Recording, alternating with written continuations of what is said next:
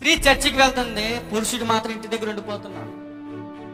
ఇప్పుడు స్త్రీల్ని పేతురు గారు ఏమన్నారంటే, అమ్మా నువ్వేం భయపడాల్సిన అవసరం లేదు, నువ్వు ఎప్పుడైతే నువ్వు భక్తి జీవితాన్ని దేవుని ఎడల కనపరుస్తావో ఆ కనపరిచే విధానం సరి అయిన క్రమంలో నీ భర్త కనబడాలి.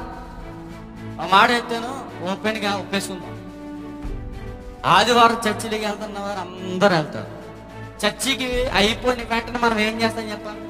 తినేసిన వెంటనే మన ముందర ఒక పెద్దది ఒకటి ఉంటుంది, అది ఏంటి చెప్పండి? టీవీ. ఆ టీవీలో మనం ఏం చేస్తాం? సినిమాలు చూస్తాం, సీరియల్ చూస్తాం.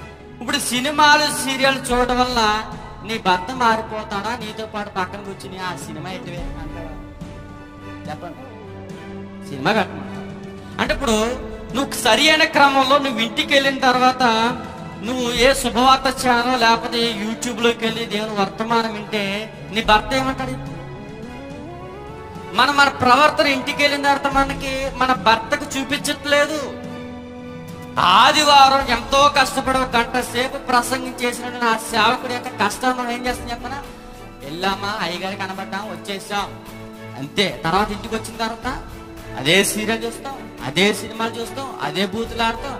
మన భర్తను కొట్టకుండా ఉండలేము. ఎందుకు అనుకుంటున్నారు? మన సరి అయిన క్రమంలో మన యొక్క దేవుని ఎడల చూపించే ప్రేమను కనపరుస్తలేదు. ఎవరి ఎడల చెప్పనా? భర్త ఎడల.